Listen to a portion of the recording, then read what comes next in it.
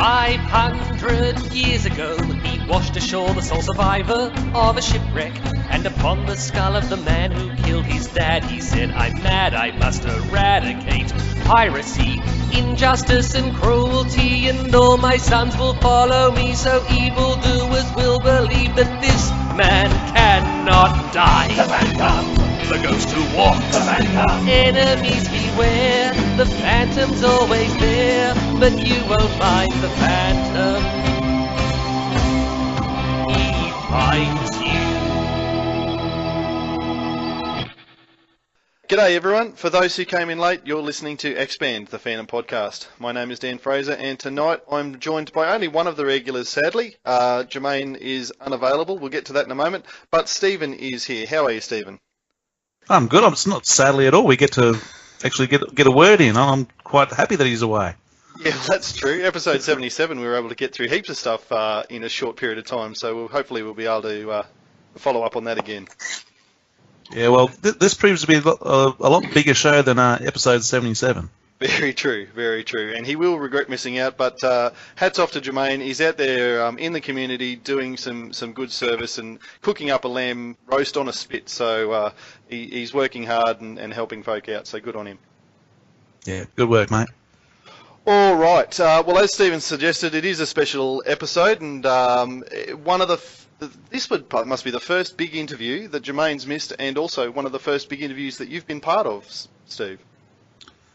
It's been a while. Probably, when was the last one I had? Cy Barry, I think, talking about the Kid Phantom would have been the last. Let's just drop some names. Yeah, well, why not? Well, before that was Sammy J, I think, and Cy Barry before that. And okay. Then Ford. Well, we are in the same sort of stratosphere today. We know that... Oh, no, I think we're going up a hit. We know the old jungle saying that Phantom is known by many names, and now we've got two guests tonight. One of them is also known by many names. You may know him as the King, the Emperor of Lang Park, a Rugby League immortal. He's in the Sport Australia Hall of Fame. He's a legend on and off the field. And is on his Wikipedia page mentions that he is a massive Phantom fan, and we're very thrilled today to welcome Wally Lewis. Thanks for joining us, Wally. Oh, my pleasure indeed, mate. Yeah, great to be talking about something important of a Saturday night. That's exactly right. That's exactly right. And of course, when I contacted Wally and asked about the joining us for the podcast, one of the first questions was, can my son Mitchell join too, because he's a massive fan. So we're delighted to have two generations of Lewis Phantom fans. Mitchell, welcome along as well. Thanks for having me, boys. Yeah, it's a very fitting, I guess, superhero to or a comic character to be into with the old man, the generational thing. It kind of works out well, but yeah, massive fan, and doing so because of the old man. Absolutely. Oh, that's good, and that's certainly something that we really want to talk about. Is that because I think that's the ultimate aim of most Phantom collectors is to have be able to pass their passion on, and I think we want to find out your secret, Wally, how you managed to do it.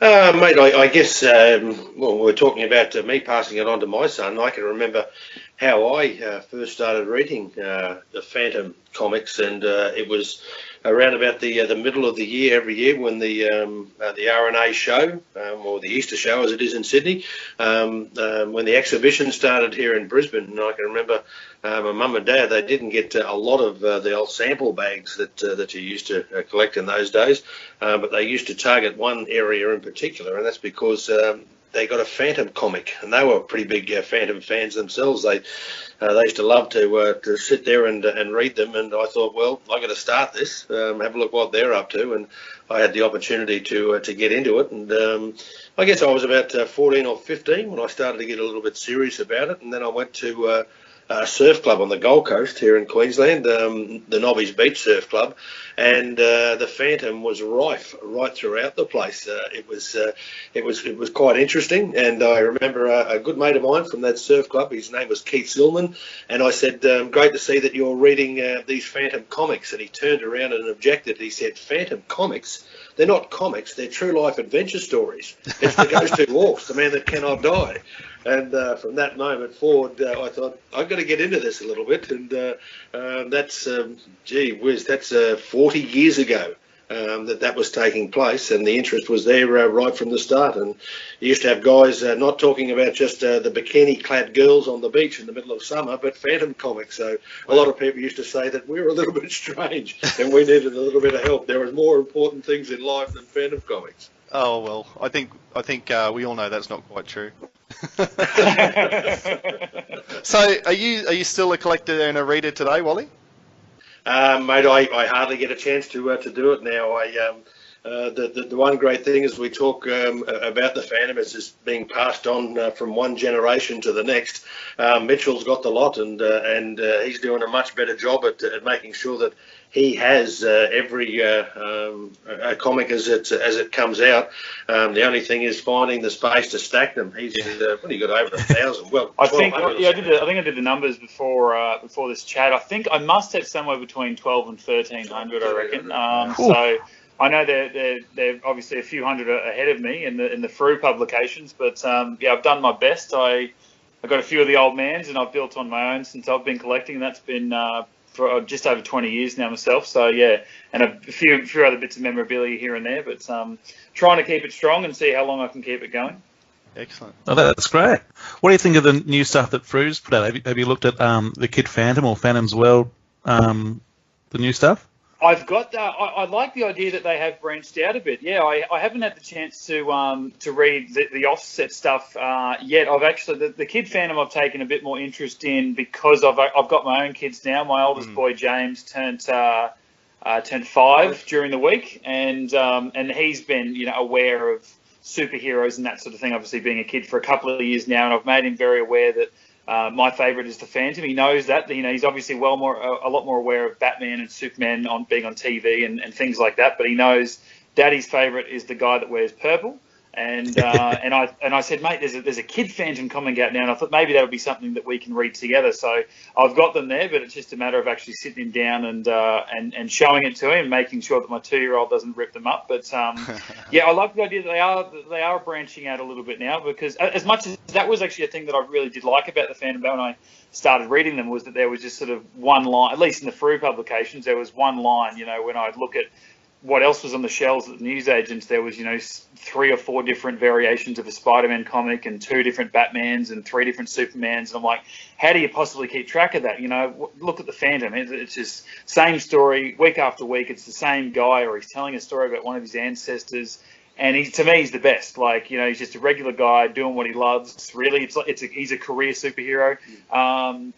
And he's doing it because that's what he got brought up to do, and I think that's what makes him really unique. And one of the things that really sets him apart, and that he was there first too. He's been around the longest compared to any of these other blokes running around. So love the bloke. Yeah, I don't get as much time to get as invested in it these days with work and with family and things, but I still collect every comic and still intend to read all the ones that I've missed and all that sort of gear. But I'd love to see them branching out for sure. And is that a similar story to you, Wally, in terms of why you fell in love with the character as a kid yourself? Yeah, I think so.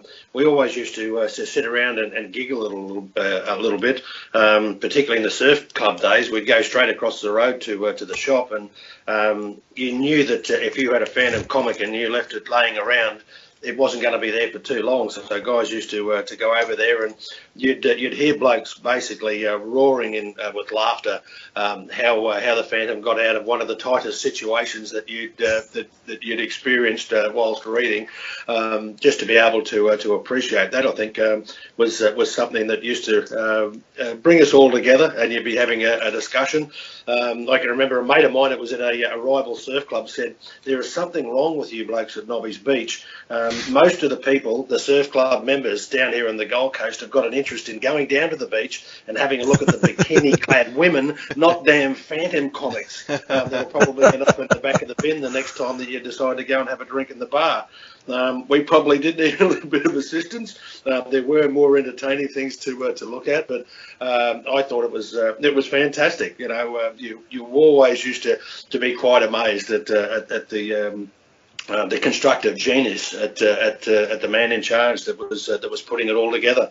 The way that it was written, it was fantastic. And to hear some of the stories, I think, and it was appreciated from people from all different walks of life, including soldiers that were based in Papua New Guinea in World War II. They were reading it, and they thought that it was a wonderful opportunity for them to be able to make do with a little bit of time and get to appreciate the bloke that had built up quite a history. It didn't matter sort of what you were doing, what walk of life you were from. It was entertainment, and the creative genius of the man that was putting it all together certainly had to be appreciated. It sounds like you had a fair community of people, because one of my experiences certainly that I have almost no one outside the podcast that I can talk about the fandom to, and I think a lot of fans feel like social misfits at different times, but it sounds like you had a fair crew of people that could sit around and have a chat. Yeah, it was, and I know my wife at the moment, when I had a trip to buy some, as I described it at the time, a couple of new shirts.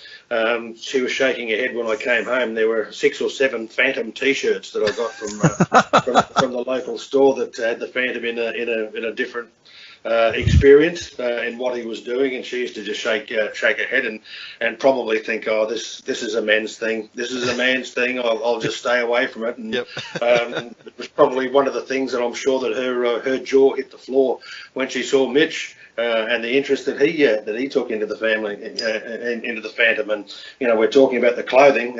He's sitting right here in front of me in a purple Phantom T-shirt, a famous one that was put out in the early days. That's just come back onto the shelves again. So she's probably thinking to herself now, well, he's married, he's out of the house, so I can't say anything destructive about his judgment.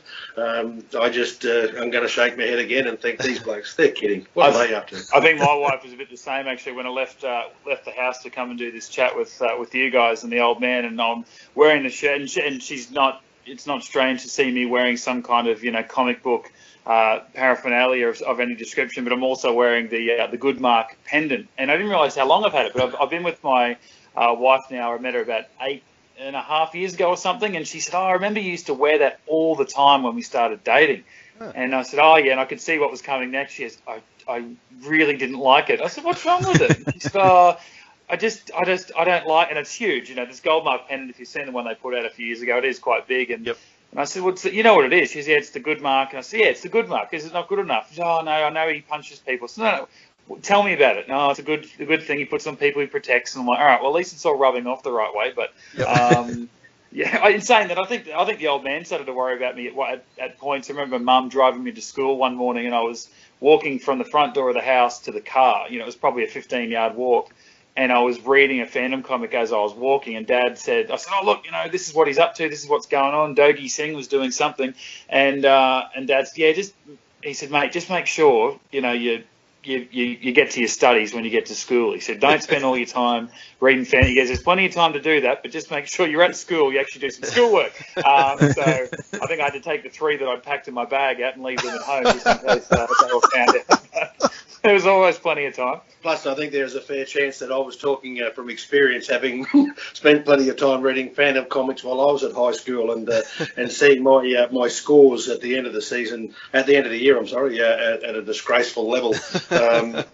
When you regard, reading Phantom comics as far more entertaining and a much bigger benefit than you do the school studies, I think it's time to be a little bit serious about yourself. Well, there are lots of good life lessons that you can take away from Phantom comics that school's never going to teach you, so it's not all wasted. Well, Dan, being a teacher, he actually you still use that in your lessons, Dan? I've got a unit with my Year 12s where we talk about texts that have shaped us and how they've changed our lives, and I always bring out the Phantom and talk about him in class, and I think there's a lot of truth to the fact that what you read, the morality of those texts and whatever, they rub off on you, especially when you're at a formative age, as we all were when we started reading.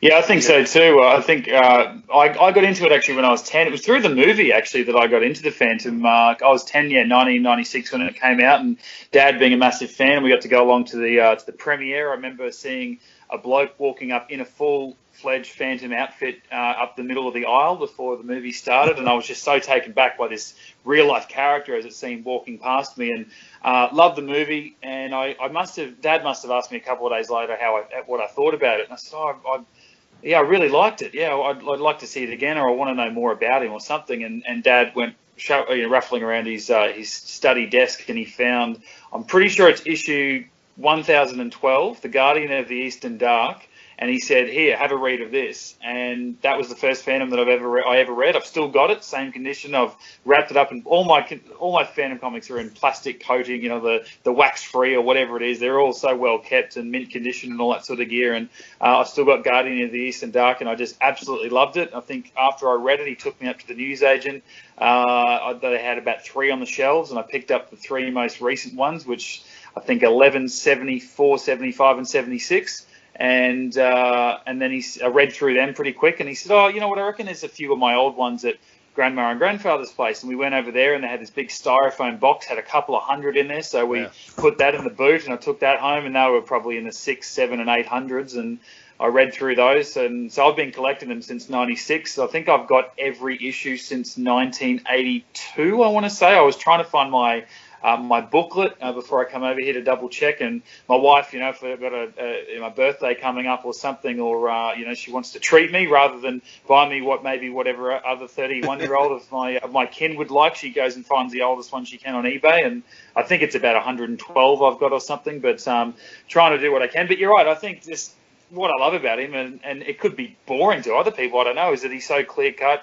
There's right and there's wrong, there's good and there's evil, and that he's dedicated his life to being a good guy and stopping bad people from doing bad things to, the helpless and all that sort of thing. And it's all in the oath that he swears. And I think maybe, I am a massive geek and I love all these characters, so I probably do look into it maybe more than others and maybe more than they're deserved. But while we're sitting here talking about the Phantom that we love, I guess coming into that character and what he's all about at 10 years old, I'd like to think that I was a good kid before then, but, learning those lessons while you're in those formative years and reading about a character like the Phantom, I think he's probably, the best among the rest to learn life lessons off if you're just taking little sort of, personality traits off one of the guys.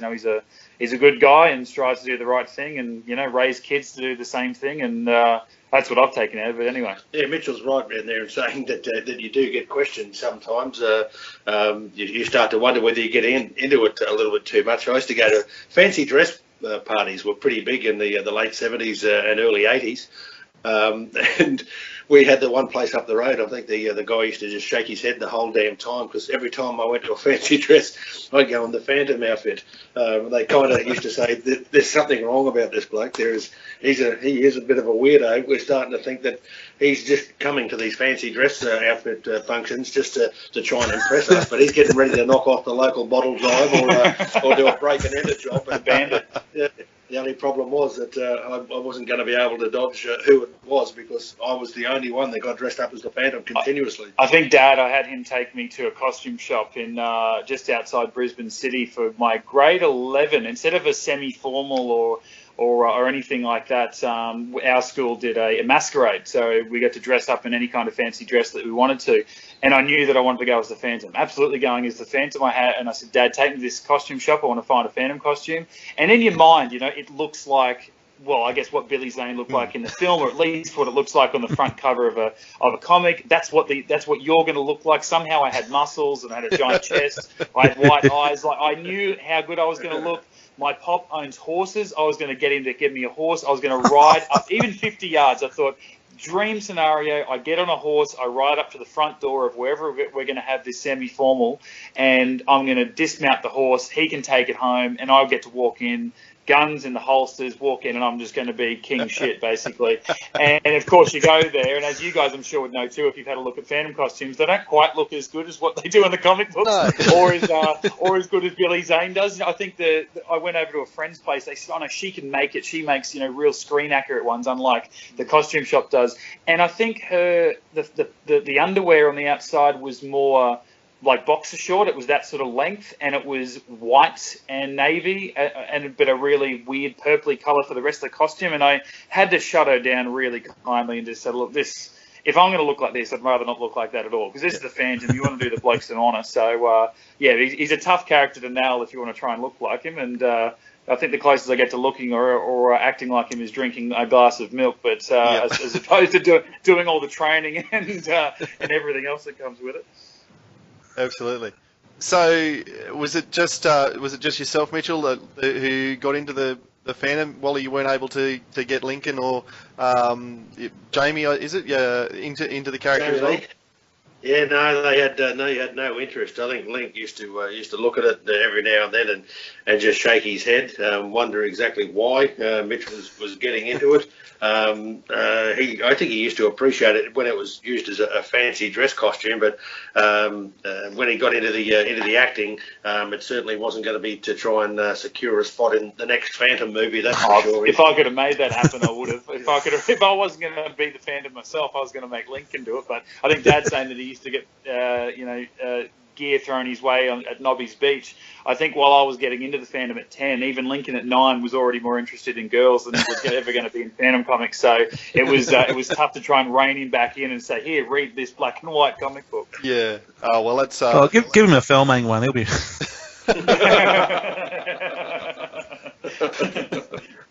That might help. Yeah. Oh, well, it's probably worked out for the best in the sense that you don't have to split the collection amongst the two of you then. No, not at all. It was definitely going to be, I think it was going nowhere else. If Dad didn't ever want a piece of, he didn't have any room to put anything up. It was going to me, even things that I think that he definitely wished he would have been able to put up, but there was just no room on the walls or anything. I know there's a beautiful piece actually in the room we're sitting in, signed by the tremendous Glenn Ford back in 1994. It's a piece he painted for Dad and said to Wally, "May you live 400 years." And I was just getting into the Phantom, and Dad said, "Oh, here, look, I'd like to give this to you. You can hold on to it." And actually next to it, Dad's got his the Phantom Club certificate of membership. I even had that I think I sold that from his study, and I put that in my room. It was Dad's certificate, but I'm like, well, it's got the Phantom written on it. I'd like to put that in my room. Well, I used to have a little bit to do with him. There's a bloke by the name of Johnny Henderson. They got the Phantom Club started in southeast Queensland, and then managed to spread it around. And I've got this up on the wall, and it's a certificate of membership that includes the sacred oath. Of course, I promise to fight on the side of weak against the oppressor, with good against evil, and to do everything in my power to destroy greed, cruelty, and injustice wherever it exists. And may my children follow after me. And I think that's that last line, and may my children follow after me. This was something that I got many years before Mitchell was a couple of years before Mitchell was born. Yeah, I think that's Dad's party trick too. I tell people, like, Dad's into the Phantom. They're like, your dad would never be into a comic book character. I'm like, I said, Dad, read him the oath, recite the oath, and he can do the oath. And I'm like, see, he's a fan. Oh, there you go. I was a member of the club as well. I got in probably 3 or 4 years before it wrapped up, and it was a wonderful club to be a part of, and received the Jungle Beat newsletter, through the mail when it came. And so you actually knew Hendo yourself, did you, Wally? Yeah, got the opportunity. I think he was living in Coorparoo in Brisbane at the time. I stand corrected there if that's the case, but he was from a similar area. I think when it got started off, it was probably seen as something. Oh, what's he going to do here? Is he? He's charging membership. Are we going to hear another word after we make that first donation? Are we ever going to hear of him again? But he stuck with it for quite a while, and I think there's the case where there's a lot of other things come along in life when you're getting into your early 20s and other things to do. So there were, but as I said before, the surf club that I was in on the Gold Coast, it was quite remarkable. actually. A lot of the guys used to say, when we're down here, we're supposed to be interested in, getting down to the beach and not just saving lives, but having a look at some of the people on the beach, which was probably 90% of the attraction on the Gold Coast beaches. For some blokes, to be talking about the Phantom when they had that in competition was probably a little bit strange, and we used to get questioned quite a bit. You blokes are talking more about the Phantom than you are about the bikini-clad women on the beach. There is definitely something wrong with you blokes, indeed. You need a little bit of help, so I think that made us grow up pretty quick. I think we're lucky too, being like, if we're Phantom fans, being in Australia, even the support still that it has. I know from me starting at only 10 years old, or 21 years ago, there was always, 6 or 7 different more issues than any other character on the newsagent shelves and things like that. And even now, still I go in and if there's only one comic sold on the shelves, it's Phantom comic. And if there's, 4 or 5 different characters, well, there's more back issues of the Phantom and more copies of each issue. So there's obviously still a lot of love for the character out there, even as we're saying, we find it hard to find people to talk in great detail about it, because people seem to know a couple of things about it. It might be the purple guy that lives in the jungle or something, but that's, about it, or they associate it with the movie. But it's still good that he's stuck around for as long as he has. I mean, we'll be celebrating, I don't know, it's 15 years away or whatever, or 20 years away, the 100th anniversary. But for a character to have lasted that long, and to have, I guess, in world to be a character that's been around for centuries as well, as I sort of feel like I found the right one to follow. As much as I'm into all these other characters that are getting blockbuster movies these days, I still consider Phantom the king daddy of them all. So, what are you? It's a question we ask all of our guests as they come on, and Jermaine was quite insistent that I ask, although I think he knows what the answer is going to be. Would you consider yourself, each of you, to be what we call a Falkist, and someone who, rates the Lee Falk stories as the canon and well and truly the only real Phantom? Or are you more of a modernist who also accepts the Scandinavian stuff and all of the various stories as being acceptable or whatever as well? I know when I started getting really obsessed with it all, and I'd had this, shonky old notepad, and it was, each page was its own little documentation of the Phantom, and, one might have been, when, what their wives were named, and things like that. Another one would be how each of them died and things like that, because, Lee Falk obviously went back and told stories of the ancestors. You might get to meet, the 7th Phantom's wife, and find out how the 14th one died or whatever. And so I would write all this down, and then the more comics I would read, I would find, hang on, well, that's the same 15th, that's the 15th Phantom, but he's died 2 different ways. How can that be? And then I'd realise that Lee Falk had written one, so I'd always, even then, I didn't properly know the term canon or what it meant. So I just figured, well, you know what, if the guy that created the character wrote it that way, then for me that's the way. And if I don't know what I thought I was going to do with this information at 14 or 15. Maybe one day I was going to write a story, and then I eventually got into film and TV. I wanted to become a film director, and I was working at a cinema, a fellow manager at the cinema, many years older than myself, but a massive Superman fan, and had, sort of written his own fan film and that sort of thing. And he said, have you ever done a fan film or a short film? I said, no, why would I do that? He said, why not? Go and write one. And it must have been 10 or 11 years ago now, and I started writing one. And I think on a flight back from Melbourne to Brisbane, I just punched out this probably 20, 30-minute short film of the Phantom. I think it was based on that issue. Again, I'm trying to impress myself with my memory because I haven't looked at it in so long. I think 856, Our Phantom's Childhood. And so basically about the 20th Phantom getting stabbed in the back and sending Guran over to America, finding Kit playing football at college, and, he's on the eve of maybe going out to dinner with Diana or something, and he gets whisked away and taken back, swears the oath, his father dies, he buries him, puts the suit on, and that was the end of the story. And I keep thinking, one day I'll make that, but I think that's the information that I'd always base anything that I was ever going to write about the Phantom. And obviously when I was studying film and TV at 17 years, and the sky was the limit, I was going to make the next big blockbuster Phantom movie following the 96 film, whether it be a sequel or a follow-on reboot or whatever. But yeah, I think the Falk, I like reading all the different interpretations and things and stories, but I think if any information contradicts another, I think, definitely Lee Falk's version of events would always take precedence in my mind anyway, yeah. And yourself as well, Wally?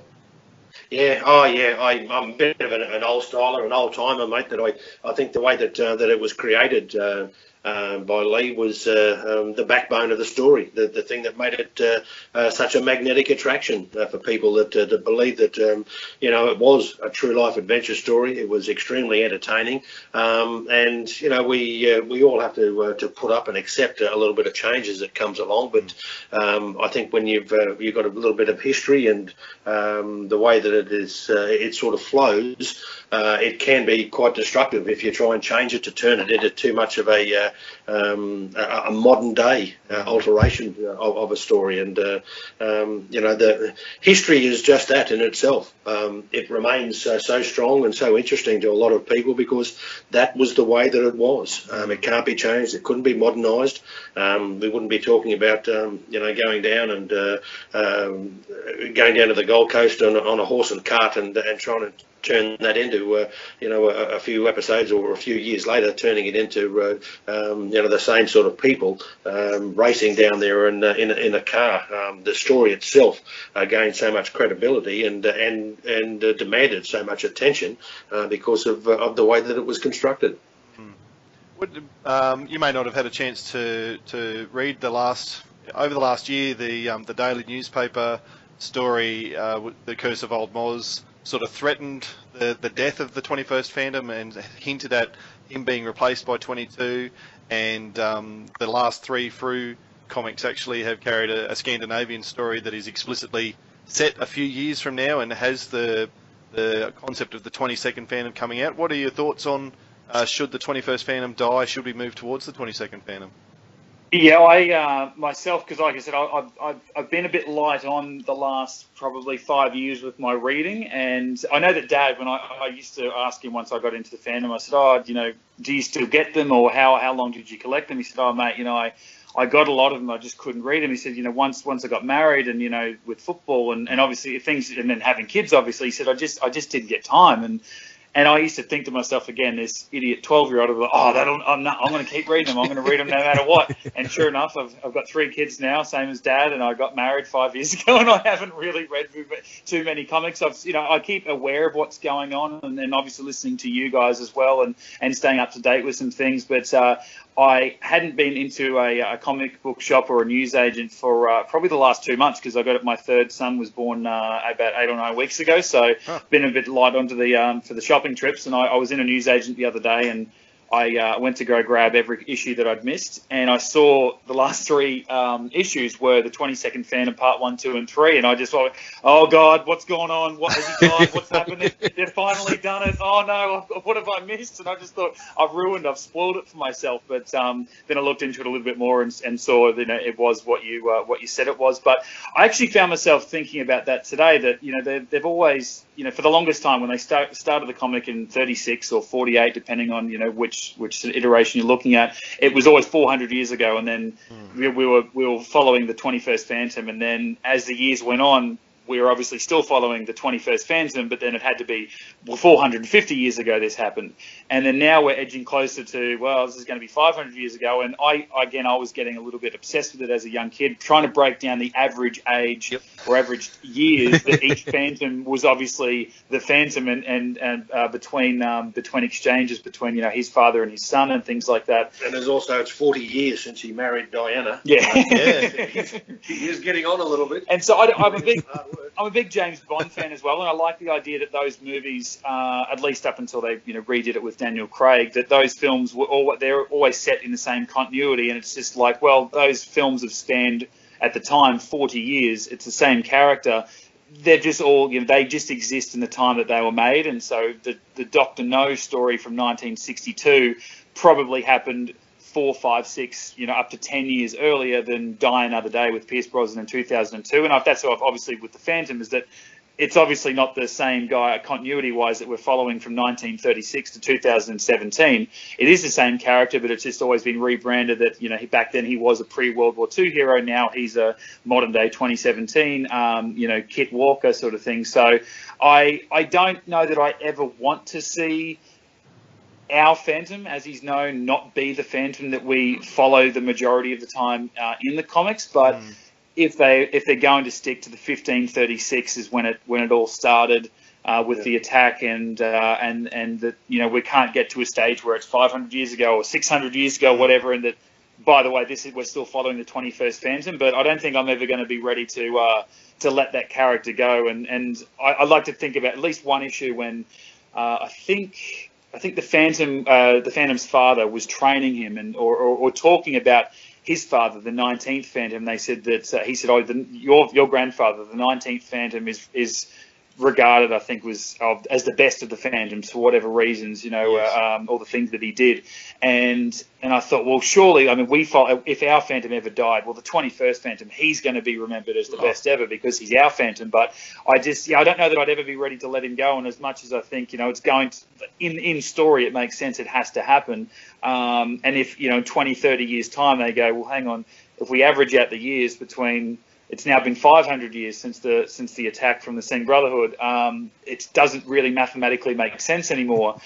I still don't know that I'm going to be ready to do it, but if it has to happen, it will. And then I guess we get to follow proper continuity. Our Phantom will then be Kit number 22 and his twin sister, and then that's a whole other dynamic. So I don't want it to happen, but it'll give us something interesting to read about that we haven't had yet. Won't be alive in 500 years. I know that. Some very good points. Just in case people are keeping track, while you were speaking there, I just went back and checked my database, and you're pretty well spot on the money with your quotes of issue numbers there, Mitch. Guardian of the Eastern Darkness, indeed, episode 1012. Wow, okay. I was nervous about that one. The childhood of the story, Phantom story, though, you said 856. It's actually 865, so 865. I think that's pretty good. Okay. Don't worry, Dan. He's our resident fact checker. I'm really nervous. No, you've done well there, and I think that's pretty well close enough. when you're going back, that's 25 years of issues. So, well done. Yeah, well, and I'm having to keep those the Phantom comics locked away further and further as my kids get older. So they're in their plastic slips, they're in their authentic comic book boxes. In my room, that's sort of my media room, my geek room, my child's room, as my wife calls it. It's sort of where I get to go in and play with all my toys, essentially. So, but the kids see them, they just want to take, what are these books in these slips? Why can't we play with them? And I'm like, no, that's Daddy's books. Daddy's books. You got to put them down. You'll learn about them later. And Sarah, my wife, says, what are you going to do with these eventually? Do you want to give them to James like your dad gave them to you? And I'm like, well. Ideally, and if he wants to get rid of them, tell him to wait until I die, because then I don't care. But if I give them to him as some kind of inheritance when I'm 60 or 70 and I'm not gone yet, and then he offs them to, make, a quick buck, which would be his right to do if I gave them to him, I don't know that I'd ever forgive him for it. So I'm going to hold on to those bad boys as long as I can. You must have a few reading copies floating around, though, surely. Yeah, a couple. And I know actually the old man, like he says, it doesn't get as much time as what he used to when he was younger. But you have been getting into it a fair bit again the last couple of years. Where I'll come over and I'll think, did I buy a comic and leave it here? But it's actually Dad. He's went and bought it, and it's just on the coffee table. So Mum might have there might be a gossip magazine, there might be a home lifestyle magazine, and then there'll be a Phantom comic on the coffee table. So you know what house you're in when there's those kind of mixtures in this place. Usually lasts an hour before it disappears in Mitchell's car. Saves him. Well, I need that reading copy. I need the one that I can give to the kids to rip up while I keep my good one. So, Wally, you do still have a few. It sounds like you said the certificate there and a poster up, or the art from Glenn Ford up on the wall. So you do still have a few odds and bobs around the house. Oh yeah, we sure have. And I've also got a hat that I bought. That thing. Yeah. It's a Phantom. It's a purple Phantom hat. Obviously purple, playing a very important role in the colours with the Phantom's outfit. The fade of the purple, though. This has been around since the mid '80s. I want to say this. With a bright red Phantom sign in the middle of the cap. So that's been there. And every now and then I just happen to be going. Usually it's when I'm either just coming back from somewhere or dropping into a shop that I've got no idea really why I've visited the shop other than maybe to pick up the paper or get something. And there'll be a Phantom T-shirt there, and I think, I better get that one. I haven't got that one at home, so I'll bring it back. Much to the wife's disgust, she'll just shake her head and say, "There's another one." Why do you need another one? Works out well for me though, because I come over and He she gets says, the hand down, she yeah. says, your father bought something for you. Oh, did he now? Oh, I'll thank you when I see him next. I yell out, where's my shirt? Oh, I thought you bought it for Mitchell. I gave it to him. Gave it to him straight away. Thank you, dear. What a wonderful pleasure that is. So do you guys, when you do get together and come over for coffee or whatever, do you sit there and just chat fandom, or is it a regular topic of conversation in the Lewis household? It comes up every now and again for sure between the two of us. I know it used to be a point that we actually used to rub in Lincoln that we'd have this, we'd just sit there and chat Phantom trivia and what about when he did this to Dougie Singh, or what about when this happened with the Pirates in this place or whatever, what about the 14th Phantom? How good was he when he took down these blokes in Eastern Europe or something? It was just Lincoln had just sit there and going, shut up with this Phantom BS. I can't get over. Like, it was just our point of difference. But I think it's almost a thing we get a little bit cocky now when I don't know what type of conversation we'll be talking about, but we'll manage to throw in a Phantom reference here or there. I know that as whether it's been a year or 20 years that Dad's read a certain comic or whatever, he's able to retain the knowledge and all the little things that's made the character so wonderful along the years. I know, like, even just a matter of, there's devil and things like, we can't talk about dogs the same way after we've known devil and horses with Hero and things like that. And you can talk about a wolf, though. Yeah, you talk about a wolf, obviously, not a dog, of course. So I even said to him the other day, my oldest son, James, who I just said earlier, just turned 5 in a week, his name is James Christopher. And for the longest time growing up, I remember reading a fan letter into the forum in one issue, God knows how long ago. And I think a female fan wrote in to Jim Shepherd and said, I named my eldest son Christopher, or Kit. Christopher, of course, but Kit for short. And I thought, I reckon I might do that. And then I stuck with it for the longest time. I said, I'm going to name my first son Christopher, and my middle name's James. My old man's middle name is James. His dad's name is James, and so I was going to keep that in the line. But it was going to be Christopher after Kit Walker, and I ended up swapping them around late in the piece before my wife fell pregnant with James. But he still carries on with Christopher, and I think I told her one day, I said, look, to be honest, this might have something to do with the Phantom. I wasn't going to call him Kit, but I will call him Christopher for the Phantom. And her old man, one of his middle names, he's got 2 middle names. One of his middle names is Christopher. And so I think as far as my in-laws' side of the family are concerned, it's named after my son's grandfather. And I'm like, well, they don't know the truth. It's actually named after my favourite superhero. But what they don't know won't hurt them. And as long as they don't listen to this podcast, they'll be fine. I won't send on the link for this one, no. Yeah, they'll be suggesting psychiatric evaluation. But at the same time, they won't be too surprised. Cool. Now, one thing we have to ask about, Wally, obviously the way that for many fans that everybody knows that you're a Phantom fan is that you are one of only, and we sort of put our heads together with Jermaine, who knows a lot more about this stuff than we do. Don't tell him I said that, but there's very few people who have actually appeared their photo on a Phantom trading card. We could only come up with Billy Zane, Lee Falk, and yourself. That's pretty illustrious company.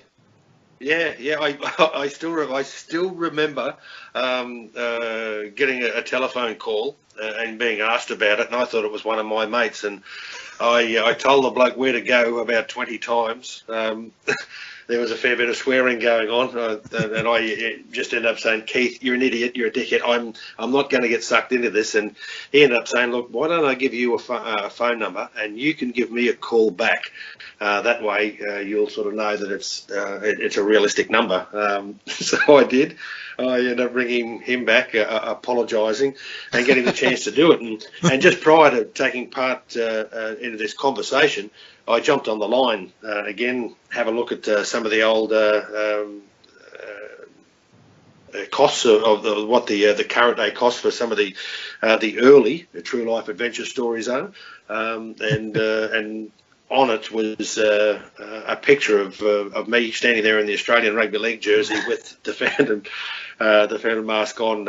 I got a kick up the arse, pardon the expression, from somebody who said that I was prepared to to take a little bit of pride out of the Australian jersey by having, and I thought, oh mate, fair dinkum, please. I said it's a phantom mask, that's all it is. He said I was insulting the Australian Rugby League jersey, which I didn't really give adding to it, I reckon, or anything else.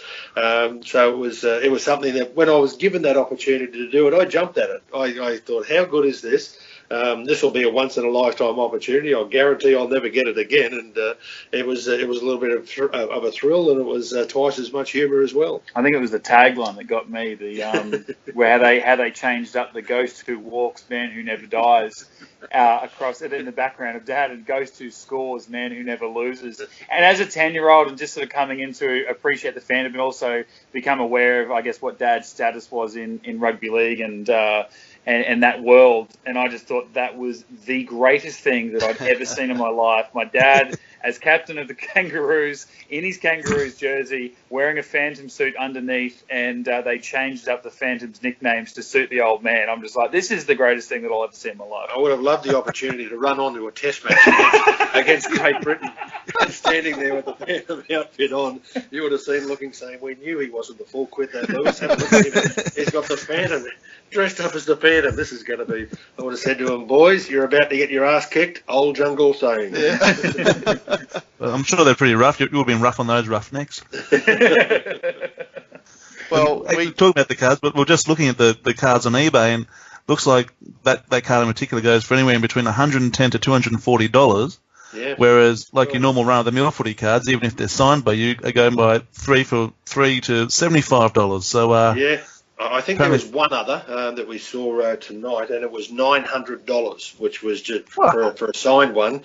And I used to say to people, if you ever get one like that, don't pay the $900. Just get yourself a card and bring it. I'll sign it for nothing. You're only paying $900 for it. That's a rip-off. Yeah. My goodness. I hope you guys have got at least one of them. Yeah. I haven't seen it in a couple of years. I know we've got it. We've definitely got it somewhere. I think we had a few actually. We had like a bundle of them, obviously once they were printed. So I locked that away, and I've probably got it locked up with my actual Phantom trading cards. I've got a couple of sets of those from 10 or 15 years ago. A couple of sets they brought out, so I reckon they've got it now. I'll have to track it out actually. I reckon the kids would love to see that. That'd be unreal. Yeah, for sure. That's why you get him. Yeah, your granddad is the Phantom. got a secret to tell you. Well, it's not going to help them because I already look at them and I think some of my earliest memories of Dad was when he was 31. I was 4 or 5 or whatever, and I think I'm like, God, that's like he looked like a man. Like he looked like what I imagine a man looked like at 31, and now I'm 31 and I'm like, I look like a boy, and I dress up in superhero shirts. I talk about like on my own a separate podcast and websites, and talk about superhero stuff and movies and TV, and I play lightsabers with the kids outside. I'm like, their father's like a grown-up man-child, but I guess it's probably not going to help if I go and show them a picture of their grandfather dressed up in a Phantom suit as well. They'll just think it's something they have to get into.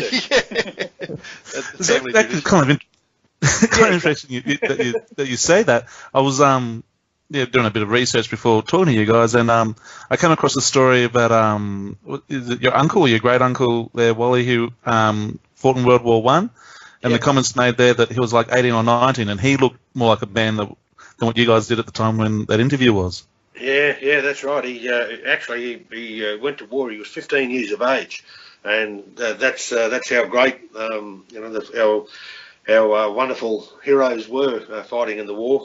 They put their ages, they put them way up. He eventually got to go back, and he got killed on the 25th of September 1918 in CMAC, Palestine. Fighting for Australia, and it was basically it's a long time ago, but they were the ones that really had the serious issues behind them. Yeah. Absolutely. Well, I've got that same sort of hero thing with my dad too. To be honest, like not in the. He was a police officer. Yep. And well and truly. Yeah. I look at where I am now. I've just turned 40, and what he was doing at 40, I'm like, I'm nowhere near as the sort of man that he was. And I think we all go through it at one stage.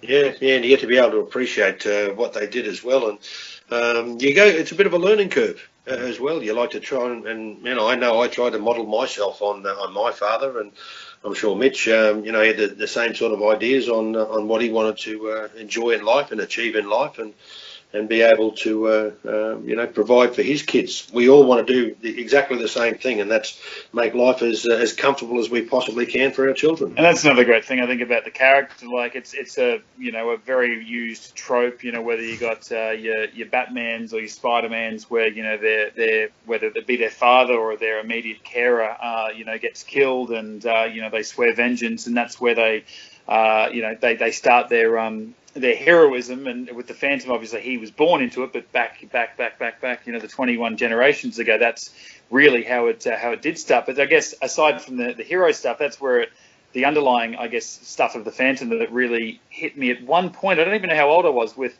just the idea that it is about fathers and sons. And there was one line, I don't know which Phantom said it. I want to say that it's the 21st because it's an easy one to go to, but one of the Phantoms in a thought, I don't know whether it was sort of close to his own father's death, but he thought no Phantom has ever met their grandfather because they've never had a need to. That no heir apparent has ever needed to get married and have a child when his old man is still out there at 40 or 45 years old fighting these bad guys. So he's off living his own life until he gets that dreaded phone call or monkey mail, as it may be, to come back and swear the oath and take over the mantle. So just reading that line, no Phantom in 21 generations has ever known their father's father, and that's a relationship they've never had. And I remember thinking, I'm still lucky enough to have all four of my grandparents. Until recently, I had a great-grandparent still around as well. And I remember thinking at that time, wow, I've got my old man here, and obviously he got me into these stories, which is kind of meta in itself. But I've still got my own grandfathers here, and just the special bond that fathers and sons and their own fathers and things like that have, and that's another special thing I think about the Phantom. It's so unique to that character. If we're going to compare him just against other superheroes and other comic book characters, that sets him apart. And I think that's it's something pretty special about the character for sure. Yeah, absolutely.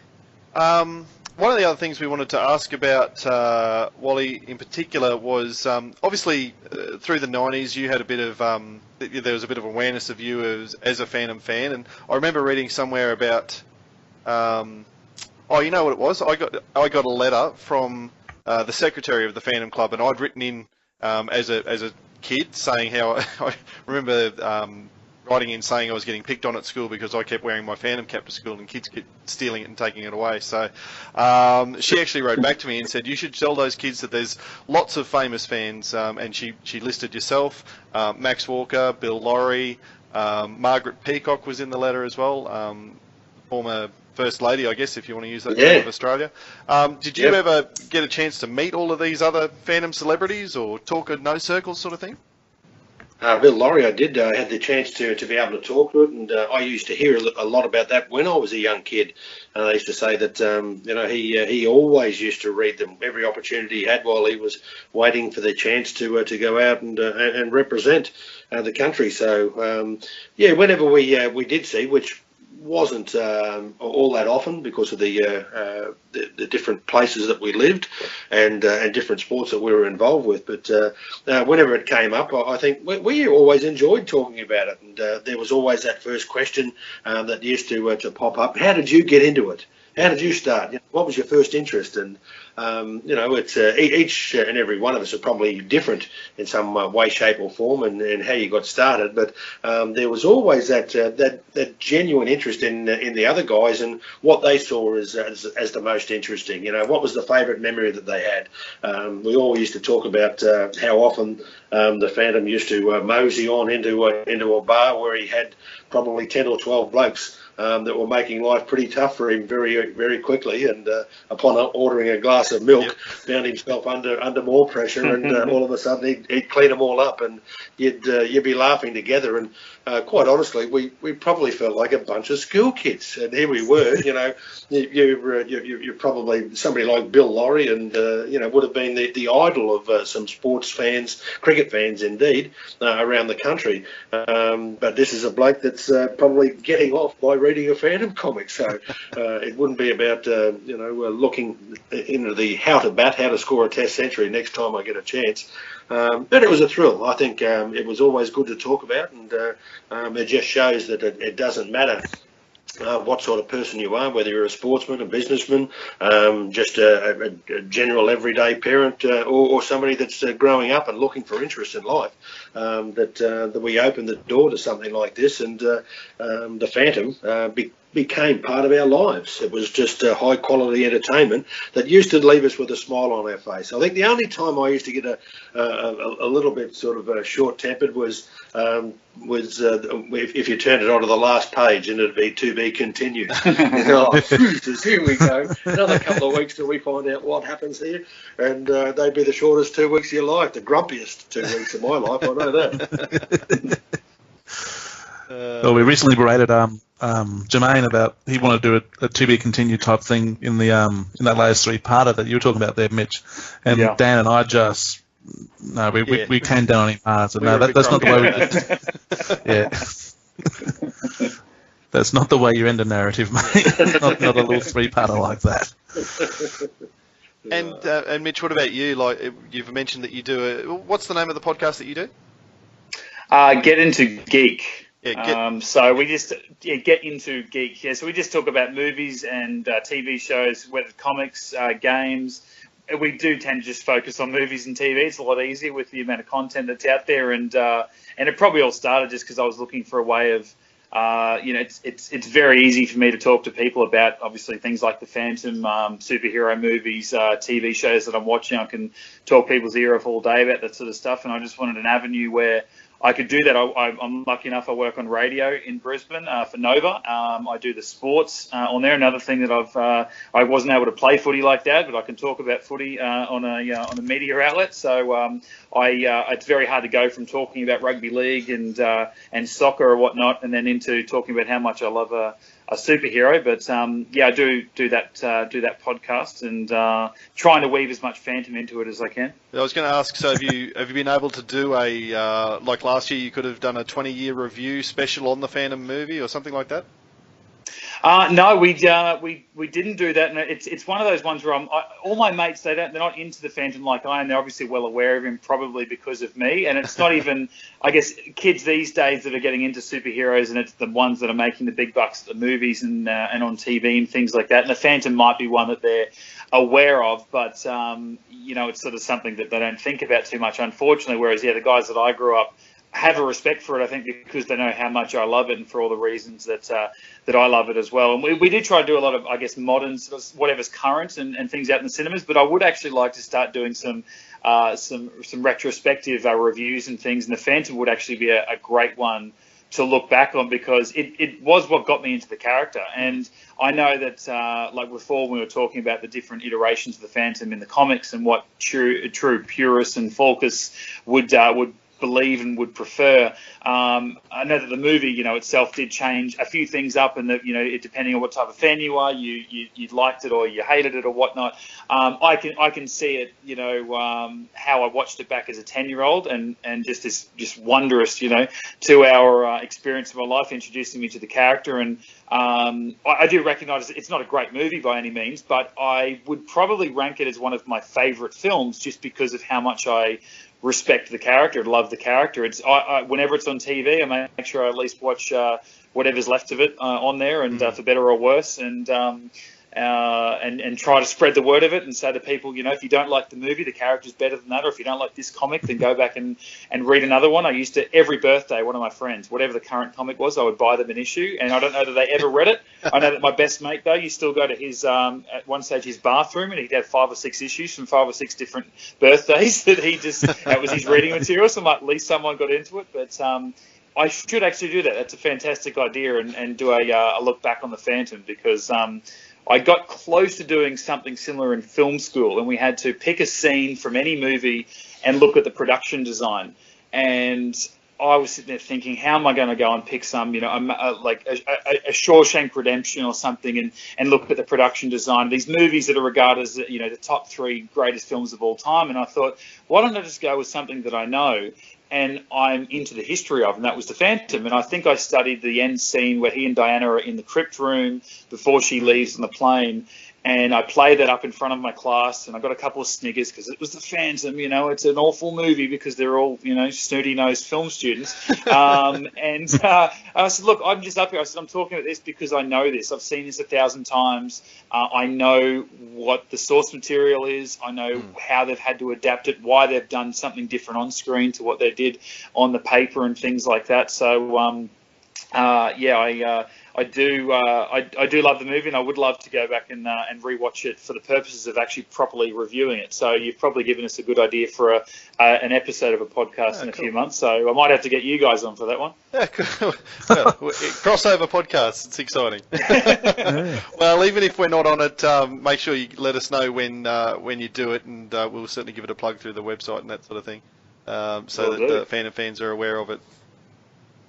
Oh yeah, definitely, for sure. And I think that's half the reason I want to catch up and with all my reading is that I would like to start reviewing a lot more print material. And I've read a couple of the Star Wars canon comics that are coming out now that the movies are back, and when they revamped DC nearly 2 years ago, and a few extra Marvel stuff that's come out. I've had a little bit of a look, but so many comics come out every week, and they cost so much more than a Phantom comic does. So there's no way I have the money to invest in all that. If I'm going to invest in any comic, it's going to be the Phantom. So I want to get back up to date and actually start reviewing them week to week, even if it's just an excuse to talk about it myself and like you guys do, just spread your particular love and opinions of the Phantom with other fans and start a discussion going.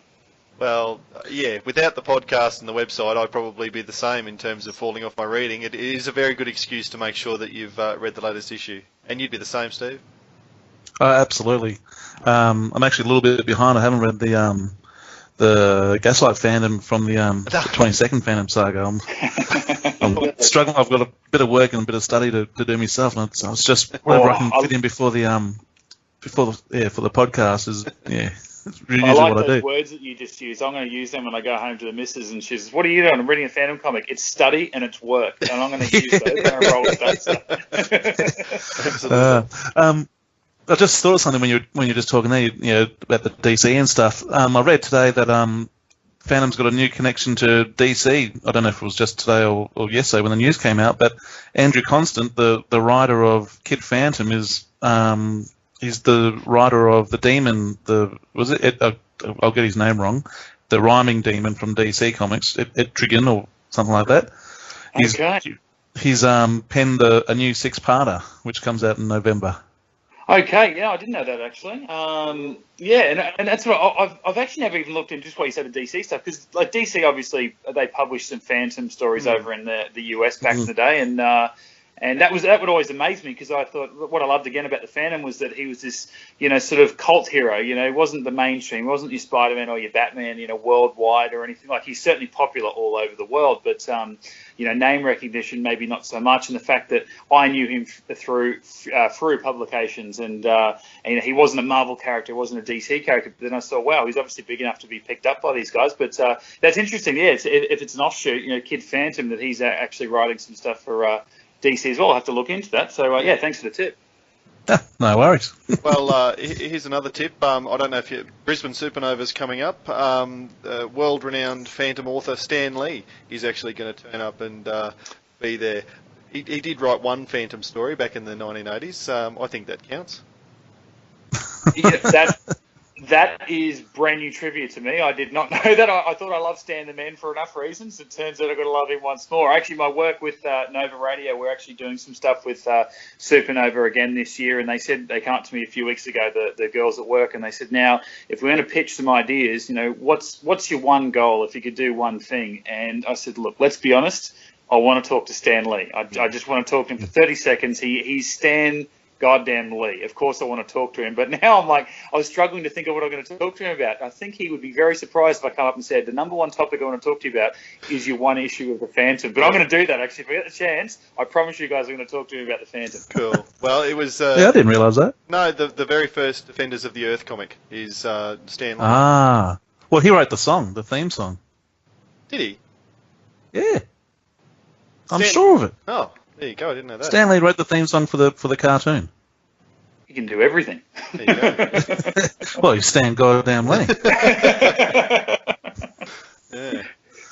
Yeah. Now, another question I wanted to ask you there, Wally, is about obviously as a rugby league legend, you'd be meeting lots of rugby league fans in your work when you get around and talk rugby league and in the community and stuff. So you'd be meeting those fans with an F. Do you meet many Phantom fans with a PH? And is there a difference in the interactions between the two? I don't get to meet a lot of Phantom fans. That's a bit of a disappointment, actually. I often, well, certainly when I was playing, it was a lot more common. A lot of the sports guys used to enjoy, and getting hold of the publication every time they got a chance, and we used to talk about it. It's probably a little bit different now. I think the modern day players, their personality, their lifestyles, kind of a bit different. So I don't sort of know what pleases a lot of them off the field in that respect, but certainly there appeared to be a lot more time to be reading the Phantom true life adventure stories when I was playing. The current day guys, they're involved in that is their work these days, and whenever they go home, a lot of them find that they're simply not going home to their families. They're going home and starting training all over again, getting back into the weights and doing things. So I think they probably just got one thing on their mind, and that's footy, and I think that's a bit of a shame, actually, because the entertainment that is there, that is available for most of them, just simply never gets looked at. Yeah, and you can burn yourself out if you stay 100% focused, and I think that's one of the dangers of this more professional football era that we're in.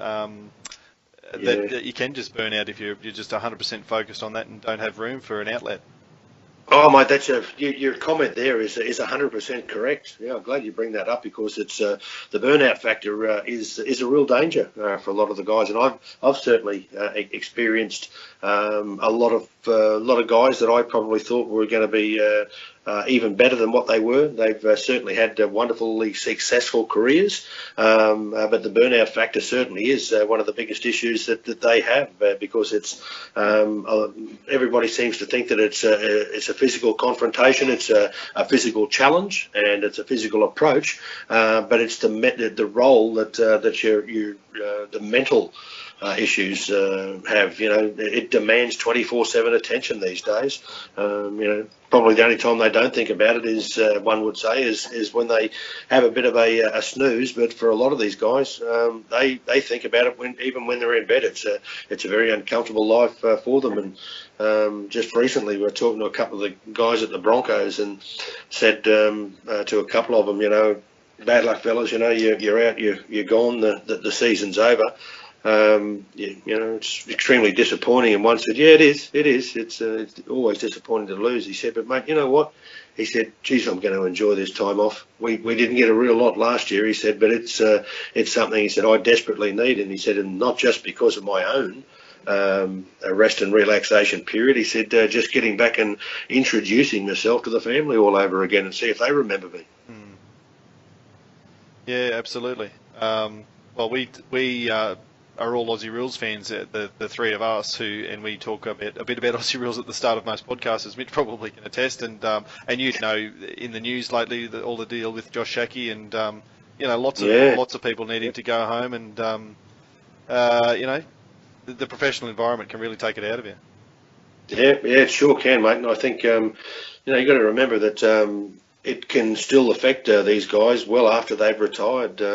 We're talking about sports stars now, whether they be AFL or the NRL, rugby union guys, even the cricketers.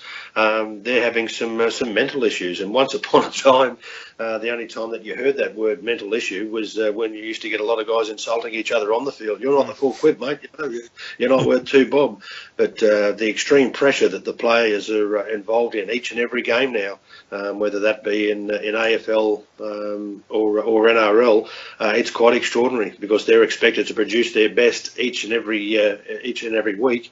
And while it's still retains its title as being a sport, it's business for them. It's their everyday employment, and if they're not successful in it, well, it won't be too long until they speak to the coach, and he'll be pointing to the door and saying, "Thanks for your time, fellas, but you better go and look elsewhere." So just to bring it back to the comic a little bit, is that, do you think, part of the reason or part of the secret to your success as an athlete, Wally, in terms of you not necessarily the fan, but you're prepared to have fun and have other interests off the field, have a bit of fun, dress up as a Phantom in an Aussie jersey and this sort of stuff? Yeah, that's a good point itself, because I remember an early coach of mine. He was my first captain in first grade, Ross Strudwick. He used to demand that when you're at training, you gave 100%. When you were playing, you gave exactly the same. You had that input. But as soon as that finished, just get away from it. Relax. Make sure that you enjoy the things that every other bloke in the street is doing. And for me, I used to get away with that. And as I was saying before, I used to spend a hell of a lot of time the entire summer.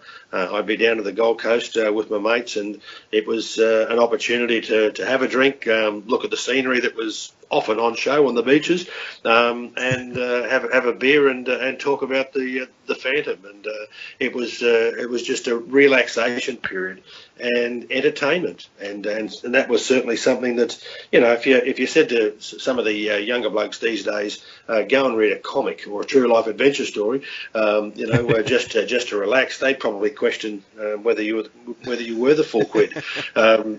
It might seem strange, but for me, that's just an everyday part of life. It's about enjoying it, doing the things that you mightn't get an opportunity to do all that often, except every couple of weeks when it's coming out. But you've got to be able to enjoy life, no matter what you're doing for work. And the entertainment of relaxation is just that. It is fantastic, and it is a real thrill.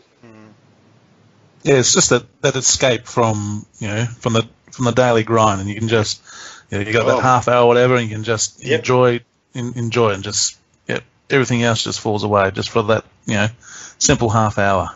Yeah, it comes in, and then for most of us, I'm sure you guys will agree, it's that half an hour or maybe even a little bit longer when you get home from work, where you can just throw the feet up and enjoy the company of your family and or friends that are around, and all of a sudden the whinging, moaning, groaning, complaining that some of us were doing while we're at work, that's been put on the shelf overnight, and we'll take it up again tomorrow. And again, that makes things like being involved in reading the Phantom a real relaxation. It's fantastic. It's something that's a little bit different, but something that helps take your mind off it, and you get to be able to look back on it and think, I'm glad I was involved with that. I had the opportunity to do so, because it made me a lot more comfortable, a lot better person.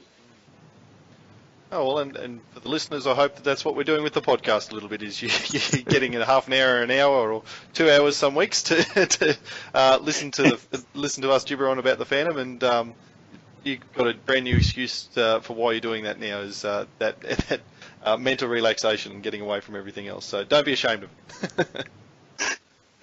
And too much Phantom's not enough, I think. So, and I think right, even with the footy players, I reckon it might even be a good idea for Dad and I to go to the likes of the Broncos or else with the Lions up here next season, and actually maybe try and give them a Phantom comic. See how many closets sort of geeks and nerds there are out there, because I think there'd be more than what we know. I know some of the biggest and hardest blokes in the Broncos that I have daily dealings with are the ones that come to me.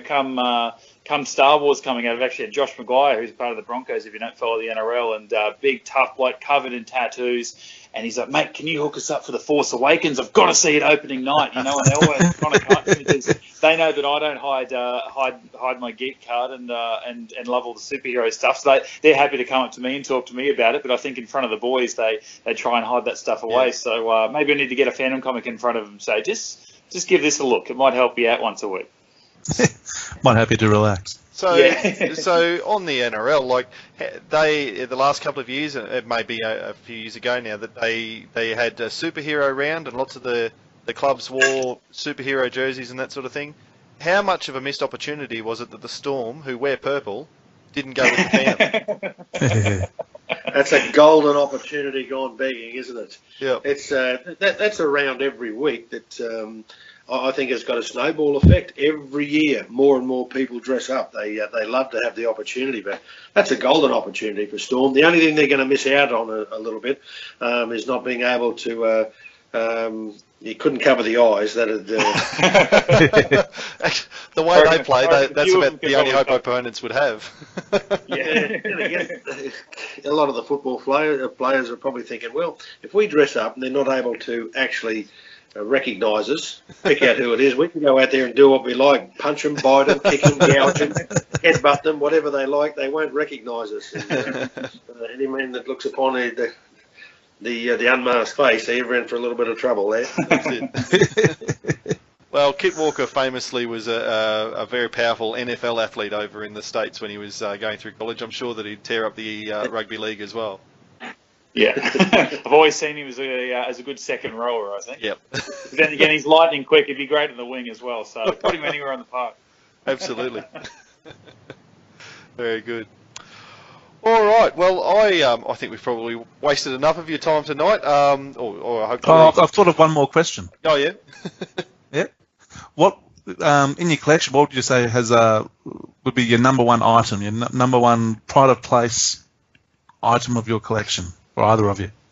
Oh, geez, looking at, I know that I've got one of those Phantom lamps they released 10 years ago or whatever it was, the big ceramic head bust of the Phantom. That's top shelf of my DVD and Blu-ray wall in my media room. So that sort of overlooks everything else I've got going on. I know the pendant that my wife isn't so particularly fond of. Because I got the collection, I've got the skull ring, the Goodmark ring, and the pendant, and I don't wear the ring because I want to keep them in good condition, but something about wearing the pendant, as many characters do in the comics, I just sort of had to do that. But I think just those comics that I was talking to you about before, I think Guardian of the Eastern Dark, I haven't got it mounted or anything like that at the moment, but I would like to one day because it was the first Phantom comic that Dad gave me, so it was that father to son thing, and so that's what got me into reading the comics. So that's definitely a pride of placement, I think. And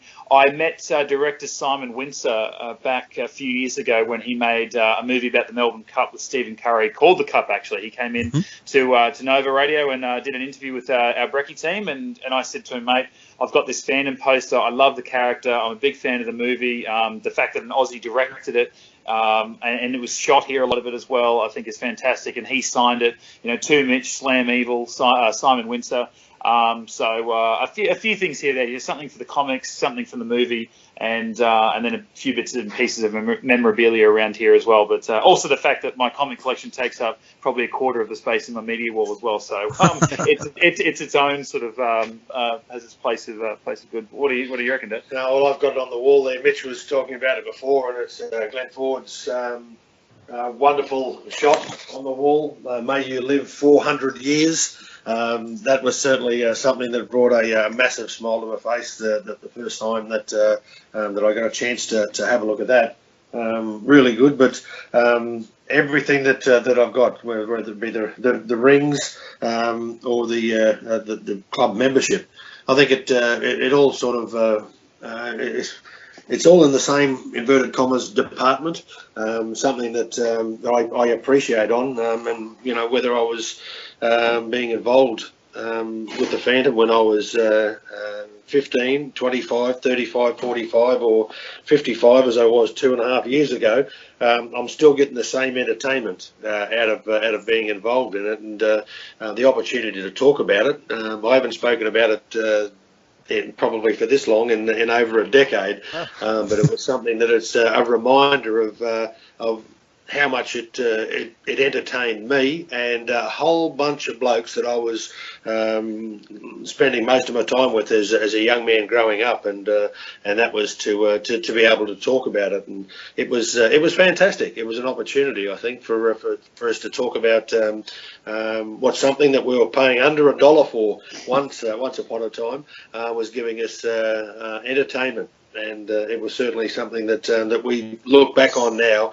and some of them might say it was the Penthouse or the Playboy magazine that they looked like looking at most, but for me that wasn't the case. It was certainly the opportunity to grab the next edition of the Phantom. I think my wife says that at the moment. Actually, some people say to her, "Geez, aren't you getting over Mitch? He's got thousands of comics." She's like, "Well, he could be stacking thousands of Penthouse magazines. I think I'd rather it be the Phantom if I'm truly honest." So she's not too bothered by it.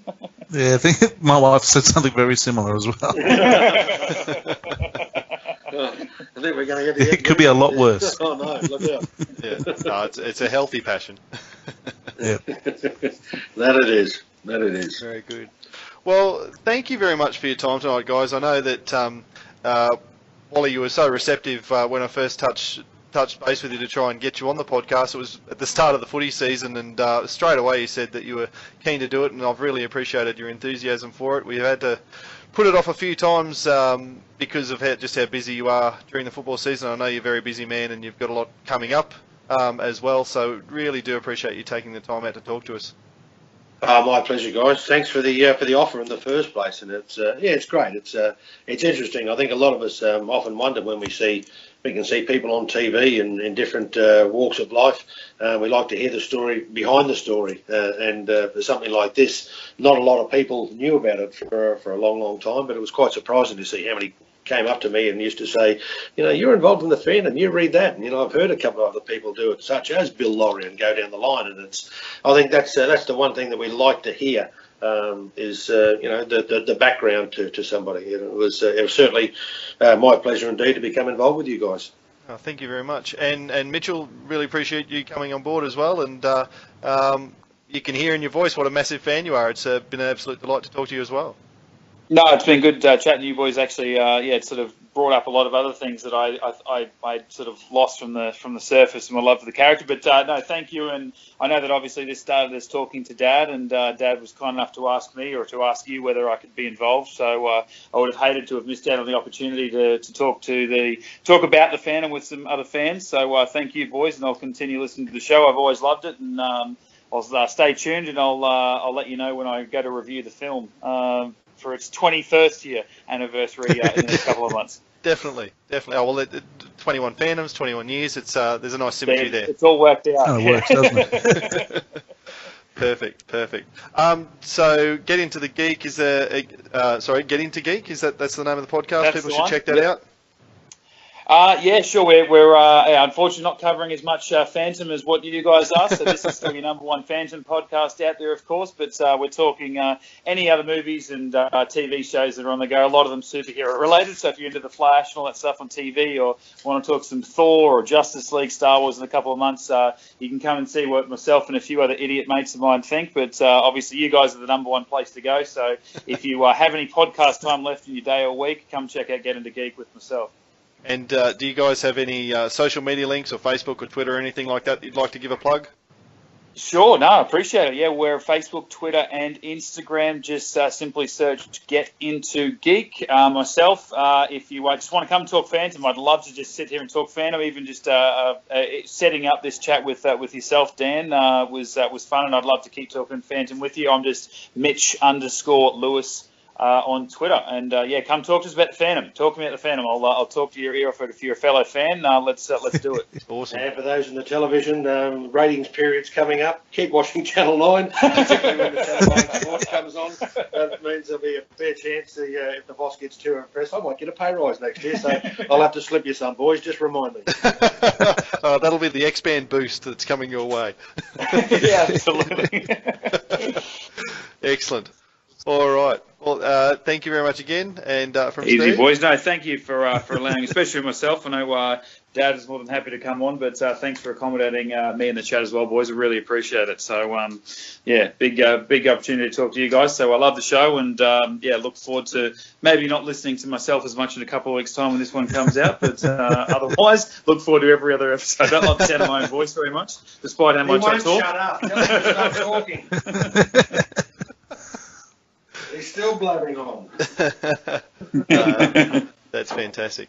Really well, we'll try and get it out in the next few days. I hope it's not going to be a couple of weeks, but it is one of those things, I suppose, with a podcast that, especially an interview with you guys, is going to be reasonably timeless. It's not going to matter too much when it comes out, unlike some of the news ones we do and stuff. So that should be good. Yeah. That's too easy, boys. No worries. Cool. All right. Thank you, boys. Say hi to Jermaine for us. Good on you guys. Good to talk to you. So thanks very much to Wally Lewis and son Mitchell Lewis for their time there. A really entertaining conversation, Steve, I thought. Oh, hugely entertaining. I was sitting back here the whole time with a great big smile on my face, just not believing that I was talking to the King Wally Lewis and his son about the Phantom. It was just brilliant. It is one of those moments, isn't it? We've had a lot of fun on this podcast, but it is talking, and you mentioned when we were talking to them, some of the big names like your Cy Barrys, your celebrities like Sammy J's, and now the King. That's unreal. Yeah, fantastic. With a capital PH. Yeah, exactly. We're ticking them off. There's a few other irons in the fire that I think people will look forward to. We don't have Billy Zane lined up yet. I should let people know that. And we've reached out to Bill Laurie and his management. They're not. He hasn't been super responsive, I've got to say. But yeah, I was nearly going to do a bit of a shameless plug. Said, well, next time you're seeing Bill, just around the studios of Channel 9. Yeah. Yeah. Well, hopefully we can touch base again and say, look, we've talked to Wally. We need to get you on as well. I'd love to hear from Bill. Anyway, these are the hopes and dreams that we've got for our listeners to hear from these really cool fans, and it's an awesome opportunity for us to do something really, really fun and talk to people who we probably would never talk to otherwise. So. Oh, it's an absolute mind flip. Yep. To think that, from reading a comic when you're a young kid to being able to talk with the creators and being able to talk with other fans about it in the way that we do, it's I can only say fantastic because that's the only word that's going through my head. But words don't do it justice. It's an absolute mind flip. Yeah. And of course, we do have to thank our Patreon supporters, because without a few people chipping in a couple of dollars a month into Patreon, we wouldn't be able to put up as much content as we do. And it has been a ripe little period at the moment where we're putting up right on the edge, or maybe just over, our monthly minutes that we're allowed to do. And without people who are chipping into Patreon and supporting us in that way, we literally would not be able to do that. We do have, I think we were talking about it this morning, something like 5 or 6 podcasts that we've, keen to record and get out there as soon as possible. So at least for the rest of 2017, we are going to be right on our monthly limit again by the seams of things. So to all of those of you who do chip in through patreon.com/ChronicleChamber, we do really appreciate it. And if anyone else would like to throw a couple of dollars our way so that Joe doesn't get too mad when we do go over on that odd occasion, and that extra little bit of content's paid for, that would be fantastic. We'd appreciate that. But anyway, keep following Expand the Phantom Podcast and Chronicle Chamber on the website, chroniclechamber.com. We are, of course, all over we're not all over the social medias, really. We dip our toe into the social medias, certainly on Facebook through the Phantom Collector Facebook group, as well as the ChronicleChamber.com Phantom fan page on Facebook. We're on Twitter at Chronicle Tweets, which is how we managed to get in touch with Wally and Mitch. So sometimes those social medias do work for us. Instagram at Chronicle Chamber, and what's the other one? Google Plus. Does anyone use Google Plus? Oh, someone in the survey said they did. I was surprised. Oh, did they? Yeah. YouTube, we've started a little bit on YouTube. And YouTube, of course. Chronicle Chamber is the name of the channel there, so hit us up on that one. And, of course, you should be subscribing to us on iTunes or whatever your preferred podcast channel is, or delivery method, because that way you won't miss a beat. We're not a super organised podcast where you know that you can flip in on Monday morning and download the latest episode because it's come out the night before. It's haphazard. We acknowledge that. We've got full-time jobs, and you just never know when opportunities come up. So your best bet is to subscribe, and it'll just download its way onto your phone, so you can listen to us as soon as it's available. Yeah, it's a nice little surprise in the morning. Wake up, oh, it's up. Even though I know I'm the one that put it up there last night. Yeah, it's a nice little notification to get. All right. It's nice to see that your work's working. Yeah, that's right. That's right. All right, so Jermaine, hello to you. I hope that the lamb spit roast was magnificent and you spent a bit of time with regular folk in the community, not just Phantom fans all the time. Sorry you missed the big interview, but we know that you're doing the right thing. Stephen, as always, absolute pleasure to talk to you about all things Phantom. It's been great. Pleasure's all mine. Thank you very much. All right, good on you, mate. See you later, everybody. Happy Phantoming. Happy Phantoming. 500 years ago, he washed ashore the sole survivor of a shipwreck.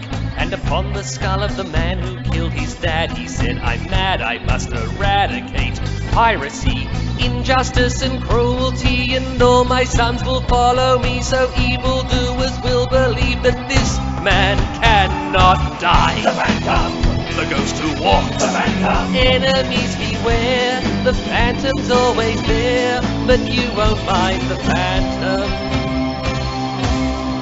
He finds you